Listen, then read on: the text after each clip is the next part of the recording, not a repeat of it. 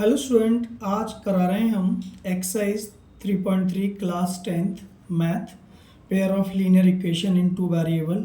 Question number first का ये first part देखो, और ये है solve the following pair of linear equation by substitution method. तो आपको पता है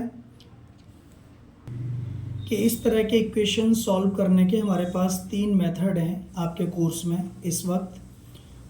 एक तो सब्स्टिट्यूशन मेथड है, दूसरा एलिमिनेशन मेथड है, और तीसरा है ग्राफिकल मेथड।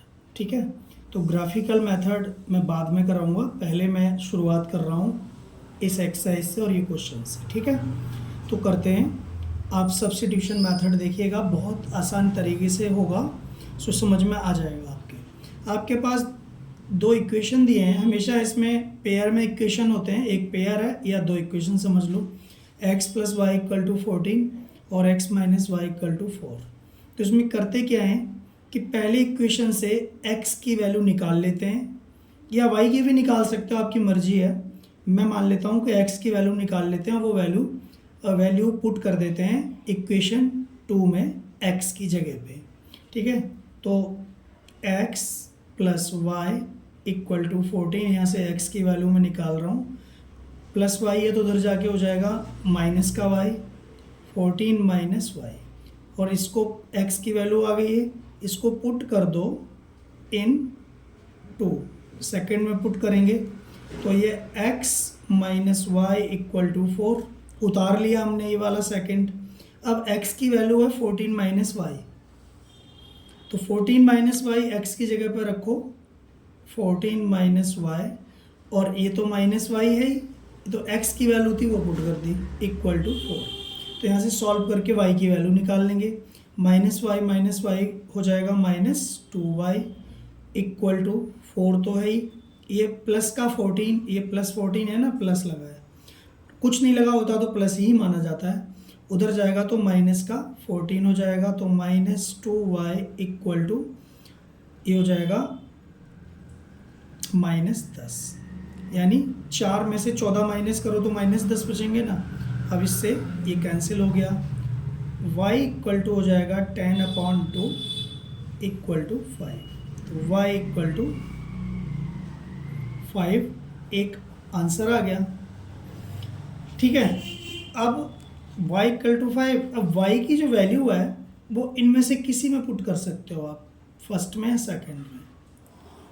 तो मैं फर्स्ट में करता हूँ, x plus Y equal to 14, तो x की वैल्यू हमें निकालनी है, y की वैल्यू आ गई 5, ये वाली y की वैल्यू इक्वल टू 14, तो x इक्वल टू 5 उधर जाएगा, प्लस का है माइनस का हो जाएगा, 14 माइनस 5, तो x इक्वल टू 14 में से 5 गया 9,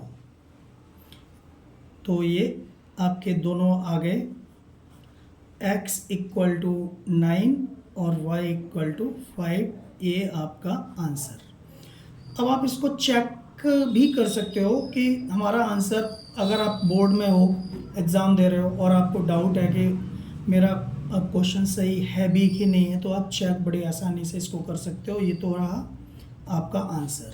तो चेक देखो, चेक कैसे करते हैं, x plus Y equal to 14, कोई एक इक्वेशन हमने ले लिया, एक ही काफ़ी है चेक करने के लिए।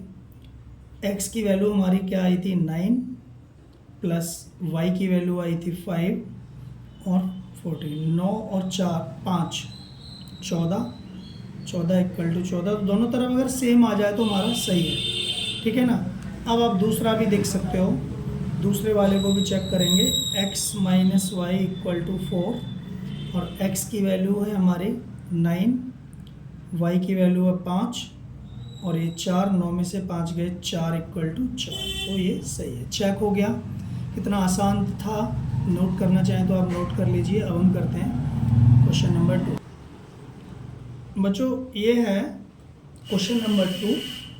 क्वेश्चन नंबर 2 देखो, यहाँ पर तो s minus T equal to 3 है, और ये थोड़ा सा अलग तरह से लिखा हुआ है, तो हम इसी फॉर्म में लिख लेंगे। इसको कैसे लिखेंगे, एलसीएम लेना पड़ता है, जब भी कोई चीज़ अपॉन में होती है तो 3 और 2 का एलसीएम 6 आ गया, अब 2 का s में करो 2s माइनस 3 का ओ प्लस 3 का t में मल्टीप्लाई 3t इक्वल टू 6। तो 2s plus 3t equal to cross divide है तो मल्टीप्लाई में जाता है, ये बात पहले से ही जानते हो, इसका मल्टीप्लाई हो जाता है हमेशा। 6 6 ज़ा 36, 6 6 ज़ा 36, तो ये नंबर 2 आ गया। अब ये नंबर 2 यहाँ लिख लेंगे हम, 2s plus 3t equal to 36, और ये नंबर 2। बच्चों इन दोनों इक्वेशनों को हमें सॉल्व करना है, तो वही है। तो देखो s minus T equal to 3, मैं सॉल्व कर रहा हूँ सॉल्यूशन। यहाँ से सॉल्यूशन शुरू हो गया। इसको तो हमने चेंज किया था, जब भी आपको इस तरह का कुछ दिया हो ना तो आप चेंज कर लिया करो। तो यहाँ से आप s की वैल्यू निकालो, तो 3 प्लस टी आ जाएगी, माइनस का टी उधर जाके प्लस का टी हो जाएगा, ठीक है ना। अब ये पुट कर दो, पुट इन टू, सेकेंड वाले में पुट करेंगे तो 2s पहले उतार लेते हैं, 3t इक्वल टू 36। तो 2s की वैल्यू क्या है बच्चों, 3 प्लस टी। अब ये ऐसे लिखोगे तो गलत हो जाएगा, क्योंकि 2 मल्टीप्लाई में है s के, इसलिए ब्रैकेट से सेपरेट करना होगा हमको। जब भी कोई चीज़ मल्टीप्लाई में होती है ब्रैकेट लगा देते हैं हमेशा, गलती से बचने के लिए। Plus 3t equal to 36। अब 2 का मल्टीप्लाई 3 में करो तो 2 3 जा 6, और 2 का t में 2t plus 3t equal to 36। यहाँ क्या क्या प्लस होता है, हो सकता है, लेफ्ट साइड है ये पूरी और ये राइट साइड है। तो 3t, हर स्टेप लिखने के बाद हम ये देखते हैं इसमें प्लस माइनस तो कुछ नहीं हो रहा, तो फटाफट वो करते हैं। 3 और 2 5t इक्वल टू 36, इस प्लस का 6 उधर जाके माइनस का 6 हो जाएगा।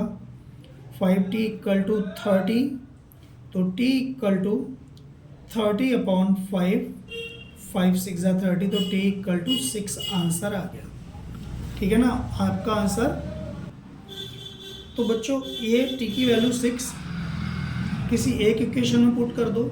ये सिंपल सा लग रहा है हमें देखने में ये वाला, तो इसमें करेंगे, इसमें भी कर सकते हो लेकिन थोड़ा सिंपल नहीं है तो इसमें नहीं करेंगे, हमेशा गलती से बचने का प्रयत्न करते हैं। तो इक्वेशन नंबर फ्रॉम फर्स्ट लिख दो यहाँ पे, फ्रॉम फर्स्ट। तो s minus T equal to कितना आ गया, कितना है ये 3, s माइनस टी की वैल्यू बच्चों ये 6 है इक्वल टू 3, तो s इक्वल टू 3 प्लस 6, तो s इक्वल टू 9, ये हमारे आंसर हो गए। तो ठीक है s, तो आपका दोनों आंसर को एक साथ लिखते हैं, s इक्वल टू 9 और t इक्वल टू 6। अब इनको चेक भी कर सकते हो आप पहले बताए हुए तरीके से, कोई कंपलसरी नहीं है चेक भी, ये अपने लिए है कि आप कैसे, सही है आपका क्वेश्चन कि नहीं, आपके भरोसे के लिए है कि आपने सही किया है, ठीक है बच्चों।